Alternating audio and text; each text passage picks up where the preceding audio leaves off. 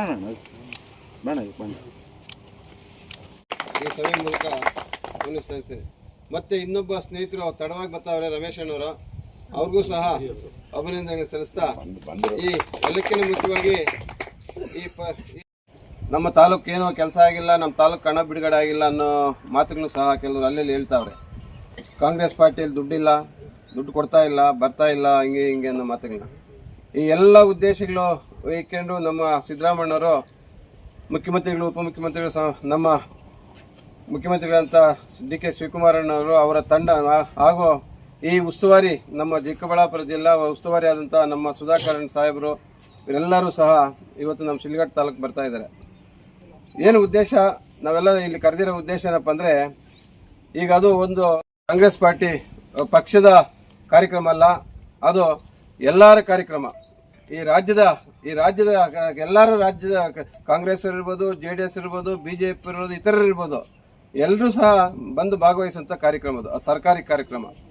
ಅದನ್ನಿಂಕ ನಾವು ಹೆಚ್ಚಿನ ಸಂಖ್ಯೆಯಲ್ಲಿ ಇವತ್ತು ಅವರ ಒಂದು ಸಂದೇಶ ಇದೆ, ಎಲ್ಲ ಹೆಚ್ಚಿನ ಸಂಖ್ಯೆಯಲ್ಲಿ ಹೋಗಿ ನಾವು ಸಿದ್ದರಾಮಣ್ಣವ್ರನ್ನ ಮತ್ತು ನಮ್ಮ ಡಿ.ಕೆ. ಶಿವಕುಮಾರ್ ಸಾಹೇಬರ ಸರ್ಕಾರಕ್ಕೆ ನಾವೆಲ್ಲ ಕೈ ಜೋಡಿಸಿ ನಾವು ಹೆಚ್ಚಿನ ಸಂಖ್ಯೆಯಲ್ಲಿ ಹೋಗ್ಬೇಕಂತೇಳಿ ನಾನು ತಮ್ಮಲ್ಲಿ ಮನವಿ ಮಾಡ್ತೇನೆ. ಅದೇ ರೀತಿಯಾಗಿ ತಾವೆಲ್ಲ ಏನಪ್ಪ ಅಂತಂದರೆ, ಈ ವಿಚಾರ ತಿಳ್ಕೊಂಡು ಯಾರು ಮನೆಯಲ್ಲಿ ಇರಬಾರ್ದು, ಮನೆ ವಿಚಾರ ತಿಳಿಯಂಗಾಗಬೇಕು. ಇವತ್ತು ನಮ್ಮ ಕಾಂಗ್ರೆಸ್ ಪಾರ್ಟಿ ವತಿಯಿಂದ, ನಮ್ಮ ಸರ್ಕಾರದ ವತಿಯಿಂದ ಏನು ಸಿದ್ದರಾಮಣ್ಣವರು ಮುಖ್ಯಮಂತ್ರಿಗಳು ಮತ್ತು ಉಪಮುಖ್ಯಮಂತ್ರಿಗಳು ಇವತ್ತು ಬರ್ತಾ ಇದ್ದಾರೆ, ಆ ವಿಚಾರ ಪ್ರತಿ ಮನೆಗೂ ಗೊತ್ತಾಗಿ ಪ್ರತಿ ಮನೆ ಒಬ್ಬರು ಬರಂಗೆ ಆಗಬೇಕು. ಯಾಕಂತಂದರೆ ನಾವೆಲ್ಲ 16,000 ಜನ ಹೋಗಿ ನಾವು ಅಲ್ಲಿ ಕೈ ಜೋಡಿಸಿ ಅವ್ರಿಗೆ ಬೆಂಬಲ ಸೂಚಿಸಿದ್ರೆ ಅವ್ರಿಗೆ ಈ ತಾಲೂಕದ ಏನು ಅನ್ನೋದು ವಿಚಾರ ಗೊತ್ತಾಗ್ತದೆ. ಒಬ್ಬ ಮುಖ್ಯಮಂತ್ರಿ, ಉಪಮುಖ್ಯಮಂತ್ರಿ ಬರ್ತಾವ್ರಂದ್ರೆ ಒಂದು ಸಣ್ಣ ವಿಚಾರ ಅಲ್ಲ. ಬರಬೇಕಾದ್ರೆ ಅದಕ್ಕೇನೋ ಒಂದು ಕಾರಣ ಇರ್ತದೆ. ಈ ತಾಲೂಕು ಅಭಿವೃದ್ಧಿಯತ್ತ ಹೋಗುವಂಥ ಸಂದೇಶ ಇರ್ತದೆ ಅದು. ಯಾಕಂದ್ರೆ ಯಾವಾಗ SM ಕೃಷ್ಣ ಸಾಹೇಬ್ರಿದ್ದಾಗ ನಮ್ಮ ವಿ ಮುನಿಯಪ್ಪಣ್ಣವರು ಒಂದ್ಸರಿ ಕರೆಸಿದ್ರು, 2003ರಲ್ಲಿ ಕರೆಸಿದ್ರು. ಆಗ ಬೇಕಾದಷ್ಟು ಅನುದಾನ ಕೊಟ್ಟು ನಮ್ಮ ಸನ್ಮಾನ್ಯ ಶ್ರೀ ವಿ ಮುನಿಯಪ್ಪಣ್ಣವರು ಬಹಳಷ್ಟು ಮುಂದೆ ತಗೊಂಡೋದ್ರಿ ಈ ತಾಲೂಕನ್ನು. ಅದೇ ರೀತಿಯಾಗಿ ಇವತ್ತು ಇಲ್ಲಿಗೆ ಬರ್ತಾ ಇದ್ದಾರೆ ನಮ್ಮ ಸಿದ್ದರಾಮಣ್ಣವರು, ಮುಖ್ಯಮಂತ್ರಿಗಳು ಮತ್ತು ಉಪಮುಖ್ಯಮಂತ್ರಿಗಳು. ಅದಕ್ಕೆ ನಾವೆಲ್ಲರೂ ಕೈ ಜೋಡಿಸಿ ನಾನು ನಿಮ್ಮಲ್ಲಿ ಪ್ರಾರ್ಥನೆ ಮಾಡ್ತೀನಿ. ಹೆಚ್ಚಿನ ಜನ JDS ಇರ್ಬೋದು, ಕಾಂಗ್ರೆಸ್ ಇರ್ಬೋದು, BJP ಇರ್ಬೋದು, ಯಾರೇ ಇರ್ಬೋದು, ಗೊತ್ತಾ, ಎಲ್ಲರೂ ಸಹ ಬಂದು ಆ ಕಾರ್ಯಕ್ರಮದಲ್ಲಿ ಭಾಗವಹಿಸಬೇಕಂತೇಳಿ ನಿಮ್ಮಲ್ಲಿ ವಿನಂತಿ ಮಾಡ್ತಾ ನನ್ನ ಮಾತಾಡೋಕ್ಕೆ ಜೊತೆಗೆ ನಮ್ಮ ಉಪಮುಖ್ಯಮಂತ್ರಿಗಳಾದಂಥ ಡಿ.ಕೆ. ಶಿವಕುಮಾರ್ ಜೊತೆಗೆ ಬೇಕಾದಷ್ಟು ಇಲಾಖೆಗಳ ಮಂತ್ರಿಗಳು ಕೂಡ. ಯಾಕೆಂದರೆ ಈ ಕಾರ್ಯಕ್ರಮ ಒಂದು ವಿಶೇಷವಾಗಿ ನಮ್ಮ ತಾಲೂಕಲ್ಲಿ, ಅಂದರೆ ನಮ್ಮ ತಾಲೂಕು ಒಂದಕ್ಕೆ ಸಂಬಂಧಪಟ್ಟಿದ್ದಲ್ಲ, ಇಡೀ ಜಿಲ್ಲೆಯಲ್ಲಿ ಏನು ಅನುದಾನಗಳನ್ನ ನಮ್ಮ ಕಾಂಗ್ರೆಸ್ ಸರ್ಕಾರ ಕೊಟ್ಟಿದೆ ಅದನ್ನೆಲ್ಲ ಒಟ್ಟಿಗೆ ಇವತ್ತು ಇಲ್ಲಿ ಉದ್ಘಾಟನೆ ಇರ್ಬೋದು, ಗುದ್ಲಿ ಪೂಜೆ ಇರ್ಬೋದು, ಎಲ್ಲ ಕಾರ್ಯಕ್ರಮ ಸುಮಾರು ಒಂದು ನನಗೆ ತಿಳಿದ ಮಟ್ಟಿಗೆ 1,700 ಕೋಟಿ ರೂಪಾಯಿನಷ್ಟು ಒಂದು ಇದನ್ನು ಸರ್ಕಾರದಿಂದ ಕೊಟ್ಟಿರ್ತಕ್ಕಂಥ ಅನುದಾನಗಳ ಕಾರ್ಯಕ್ರಮ, ಒಂದು ಉದ್ಘಾಟನೆ ಕಾರ್ಯಕ್ರಮ ಸೋಮವಾರ ನಡೀತಾ ಇದೆ. ಅದರಲ್ಲಿ ವಿಶೇಷವಾಗಿ ನಮ್ಮ ತಾಲೂಕಿನ ರೇಷ್ಮೆ ಮಾರುಕಟ್ಟೆ ನಿಮಗೆಲ್ಲ ಗೊತ್ತಿರ್ಬೋದು. ನಮ್ಮ ಇಡೀ ತಾಲೂಕಿನ ಜೀವಾಳ, ಅದರಲ್ಲಿ ನಾವು ನಮ್ಮ ಕೋಲಾರ ಜಿಲ್ಲೆಯ ಜೀವಾಳ ರೇಷ್ಮೆ ಇತ್ತು. ನಮ್ಮ ಹೆಮ್ಮೆ ಏನಂದರೆ ಶಿಲ್ಘಟ್ಟ ತಾಲೂಕಲ್ಲಿ ಮೊದಲಿಂದ ಕೂಡ ಮಾರುಕಟ್ಟೆ ಇಲ್ಲೇ ಇದ್ದು, ಈ ಸುತ್ತಮುತ್ತ 4-6 ಜಿಲ್ಲೆಗಳಿಂದ, ಬೇರೆ ಬೇರೆ ರಾಜ್ಯಗಳಿಂದ ಕೂಡ ಇಲ್ಲಿ ಬಂದು ಮಾರುಕಟ್ಟೆಯಲ್ಲಿ ಮಾರಾಟ ಮಾಡುವಂಥದ್ದು ನಾವೆಲ್ಲ ನೋಡಿದ್ದೀವಿ.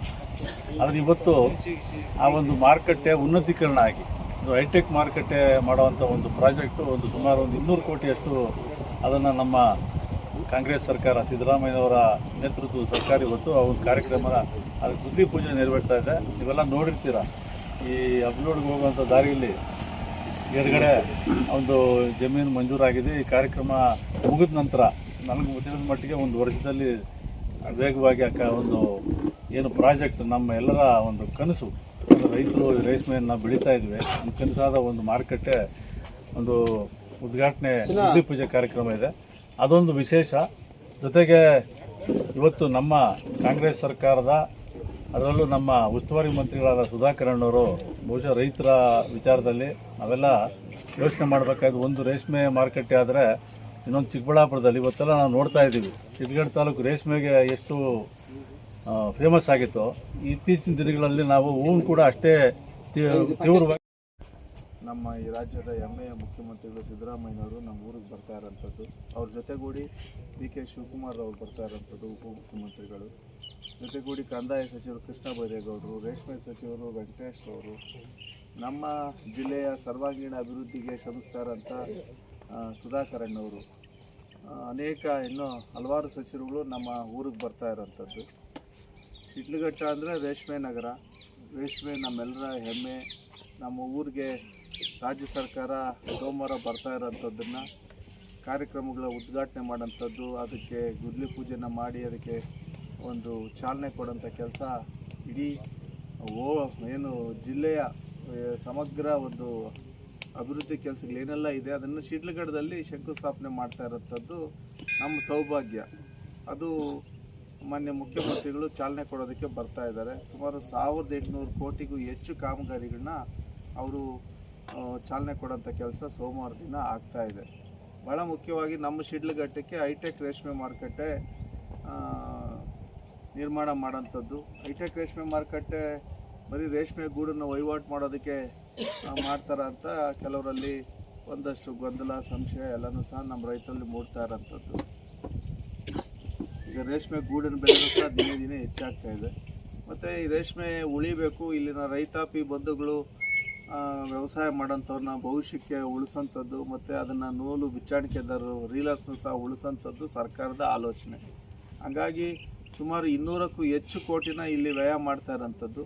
ಸಮಗ್ರವಾಗಿ ರೇಷ್ಮೆ ಗೂಡು ವಹಿವಾಟು ಮಾಡೋಂಥದ್ದೇ ಅಲ್ಲ, ನೂಲು ಬಿಚ್ಚಾಣಿಕೆದಾರಕ್ಕೆ ಅನುಕೂಲ ಆಗೋಂಥ ರೀತಿಯಲ್ಲಿ ಅವ್ರಿಗೆ ಏನೆಲ್ಲ ವ್ಯವಸ್ಥೆ ಮಾಡಬೇಕು ಅದ್ರ ಬಗ್ಗೆ ಒಂದು ಸಮಗ್ರ ಒಂದು ಚಿತ್ರಣನ ಅಲ್ಲಿ ತಯಾರು ಮಾಡೋಂಥದ್ದು. ಅದ್ರ ಜೊತೆಗೆ ರೇಷ್ಮೆ ಕೃಷಿ ಬಗ್ಗೆನೂ ಸಹ ಭವಿಷ್ಯಕ್ಕೆ ತಂತ್ರಜ್ಞಾನ ಬಳಸ್ಕೊಂಡು ನಾವು ಯಾವ ರೀತಿ ಮುಂದಿನ ಹೆಜ್ಜೆ ಇಡಬೇಕು ಅನ್ನೋಂಥ ರೂಪದಲ್ಲಿ ಒಂದು ಭವಿಷ್ಯದ ರೇಷ್ಮೆ ಉಳಿಯೋದಕ್ಕೆ ಒಂದು ಸಮಗ್ರವಾದಂಥ ದೊಡ್ಡ ಯೋಜನೆನ ಶಿಡ್ಲಘಟ್ಟದಲ್ಲಿ ಅನುಷ್ಠಾನ ಮಾಡುತ್ತಾ ಇರೋಂಥದ್ದು ಸೋಮವಾರ ದಿನ. ಅದಕ್ಕೆ ಸಹ ಹೆಚ್ಚಿನ ಸಂಖ್ಯೆಯಲ್ಲಿ ಭಾಗವಹಿಸೋಂಥದ್ದಾಗಬೇಕು. ಅದ್ರ ಜೊತೆಗೂಡಿ ಹಲವಾರು ಕಾರ್ಯಕ್ರಮಗಳು, ಏನು ರಸ್ತೆ ಕಾಮಗಾರಿಗಳಿರೋಂಥದ್ದು, ಒಂದಷ್ಟು ಶಾಲಾ ಕಟ್ಟಡಗಳನ್ನ ನಿರ್ಮಾಣ ಮಾಡಿ ಸಮರ್ಪಣೆ ಮಾಡೋಂಥದ್ದು ಇರೋಂಥದ್ದು, ಮತ್ತು ನಮ್ಮ ಶಿಡ್ಲಘಟ್ಟ ನಗರಕ್ಕೆ ಕುಡಿಯೋ ನೀರಿನ ಸಮಸ್ಯೆ ಇರೋಂಥದ್ದನ್ನು ರಾಮಸಮುದ್ರ ಕೆರೆಯಿಂದ ಶಿಡ್ಲಘಟ್ಟಕ್ಕೆ ಅಚ್ಕದ್ರಹಳ್ಳಿ ಜಾಗದಲ್ಲಿ ಸ್ಟೋರ್ ಮಾಡ್ಕೊಂಡು ಅಲ್ಲಿಂದ ಫಿಲ್ಟರ್ ಮಾಡಿ ಪಂಪ್ ಮಾಡೋಂಥ ಕೆಲಸನೂ ಸಹ ಆಗ್ತಾಯಿದೆ. ಈ ರೀತಿ ಹಲವಾರು ಕಾರ್ಯಕ್ರಮಗಳನ್ನ ಕೊಡುಗೆಯಾಗಿ ರಾಜ್ಯ ಸರ್ಕಾರ ನಮಗೆ ಸಮರ್ಪಣೆ ಮಾಡೋದಕ್ಕೆ, ಅದಕ್ಕೆ ಚಾಲನೆ ಕೊಡೋದಕ್ಕೆ ಬರ್ತಾ ಇರೋಂಥದ್ದು. ಕಾಂಗ್ರೆಸ್ ಪಕ್ಷ ಇವತ್ತಿನ ದಿನ ರಾಜ್ಯದಲ್ಲಿ ಅಧಿಕಾರಕ್ಕೆ ಬಂದು 2.5 ವರ್ಷ ಆಗಿದೆ. 2.5 ವರ್ಷಗಳ ಅವಧಿಯಲ್ಲಿ ಮುಖ್ಯಮಂತ್ರಿಗಳು ಬರ್ತಾ ಇರೋಂಥದ್ದು ಮತ್ತು ಸರ್ಕಾರದ ಒಂದು ಭಾಗವಾಗಿ ನಾವೆಲ್ಲನೂ ಸಹ ಕಾಂಗ್ರೆಸ್ ಮುಖಂಡರು ಜವಾಬ್ದಾರಿ, ನಮ್ಮ ಮುಖಂಡರು ನಮ್ಮ ತಾಲೂಕಿಗೆ ಆಗಮಿಸ್ತಾ ಇದ್ದಾಗ ನಾವೆಲ್ಲ ಸೇರಿ ಅವ್ರನ್ನ ಸ್ವಾಗತಿಸೋದು ಮತ್ತು ಕಾರ್ಯಕ್ರಮ ಯಶಸ್ವಿಗೊಳಿಸೋಂಥ ನಿಟ್ಟಿನಲ್ಲಿ ನಾವೆಲ್ಲರೂ ಸಹ ಸೇರ್ಕೊಳ್ಳೋಂಥದ್ದು. ಮತ್ತು ಏನೆಲ್ಲ ಒಳ್ಳೆ ಕೆಲಸ ಆಗ್ತಾ ಇದೆ ಅಂದಾಗ ಅದನ್ನು ಜನಗಳು ಒಂದು ಕಡೆ ಸೇರಿಸಿ ಅದ್ರ ಬಗ್ಗೆ ವಿಚಾರ ಮಾಡಿ ಚರ್ಚೆ ಮಾಡಿದಾಗ ಮಾತ್ರನೇ ನಾವು ಮಾಡೋಂಥ ಕೆಲಸ 10 ಜನಕ್ಕೆ ಮುಟ್ಟೋಂಥದ್ದು ಆಗ್ತದೆ. ಇಲ್ದಿರೆ ನಾವು ಒಬ್ಬರು ಇಬ್ಬರು ಎಲ್ಲೋ ಒಂದು ಕಡೆ ಚಾಲನೆ ಕೊಟ್ಟರೆ ಅದು ಪ್ರಚಾರನೂ ಆಗೋದಿಲ್ಲ. ಏನು ಒಳ್ಳೆ ಕೆಲಸ ಕಾಂಗ್ರೆಸ್ನವ್ರು ಮಾಡಿದ್ದಾರೆ ಅನ್ನೋದಕ್ಕೆ ಅದು ಗೊತ್ತಾಗೋದು ಇಲ್ಲ. ಆ ಗೊತ್ತಾಗಬೇಕಂದ್ರೆ ನಾವು ಹೆಚ್ಚು ಜನಕ್ಕೆ ಇದ್ರ ಬಗ್ಗೆ ಹೇಳಬೇಕು, ಎಲ್ಲರನ್ನೂ ಕರ್ಕೊಂಡು ಬರೋಂಥದ್ದಾಗಬೇಕು. ಕಾಂಗ್ರೆಸ್ ಪಕ್ಷದ ಕೆಲಸ ಕಾರ್ಯಗಳು, ಕಾಮಗಾರಿಗಳು, ಏನೆಲ್ಲ ಗ್ಯಾರಂಟಿ ಸ್ಕೀಮ್ಸ್ ಆಗಿದೆ ಇವೆಲ್ಲನೂ ಸಹ ಸಮಗ್ರವಾಗಿ ಒಂದು ಚಿತ್ರಣನ ಜನಗಳ ಮನಸ್ಸಿಗೆ ತರೋಂಥ ಕೆಲಸನ ನಾಳೆ ಸೋಮವಾರ ದಿನ ನಾವೆಲ್ಲ ಮಾಡಬೇಕಾಗ್ತದೆ.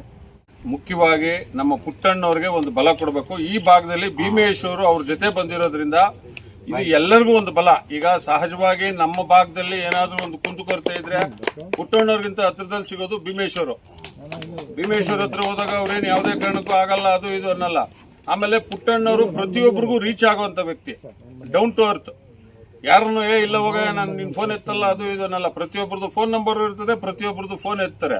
ಈಗ ನಮ್ಮ ಉದ್ದೇಶ ಮುಖ್ಯವಾಗಿ ಇವತ್ತು ಇಡೀ ರಾಜ್ಯ ಸರ್ಕಾರ ನಮ್ಮ ಊರಿಗೆ ಬರ್ತಾ ಇದೆ ಅಂದ್ರೆ ನಮ್ಗೆಲ್ಲರಿಗೂ ಇದಕ್ಕಿಂತ ಹೆಮ್ಮೆ ಇನ್ನೊಂದಿಲ್ಲ. ಇಲ್ಲಿ ಯಾವುದೇ ಪಾರ್ಟಿ ಪವರ್ ಇರಲಿ ಏನೇ ಇರಲಿ, ಇದು ಕಾಂಗ್ರೆಸ್ ಕಾರ್ಯಕ್ರಮ. ಇಲ್ಲಿ ಶಿಡ್ಲಘಟ್ಟದಲ್ಲಿ ನಡೀತಿರೋದು ಕಾಂಗ್ರೆಸ್ ಇಂದ ಬೇಕಾದಷ್ಟು ಕೋಟಿಗಟ್ಟಲೆ ದುಡ್ಡು ತಂದು ಹಾಕ್ತಾರೆ. ಇವತ್ತು ರೇಷ್ಮೆ ರೈತರು ಬೇಕಾದಷ್ಟು ಜನ ಇದ್ದೀರಾ, ಎಲ್ಲರಿಗೂ ಎಲ್ಲ ರೀತಿಯಲ್ಲಿ ಅನುಕೂಲ ಆಗ್ತದೆ. ಇದನ್ನೆಲ್ಲ ದಯವಿಟ್ಟು ಸದುಪಯೋಗ ಪಡಿಸ್ಕೊಬೇಕು.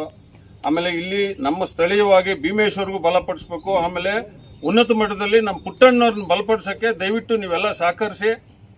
ಮುಂದಿನ ದಿನಗಳಲ್ಲಿ ಅವ್ರನ್ನ MLA ಮಾಡೋದಕ್ಕೆ ನೀವೆಲ್ಲ ಸಹಕರಿಸಬೇಕು ಅಂತ ಪ್ರಾರ್ಥನೆ ಮಾಡ್ತೀವಿ. ಹಾಗೂ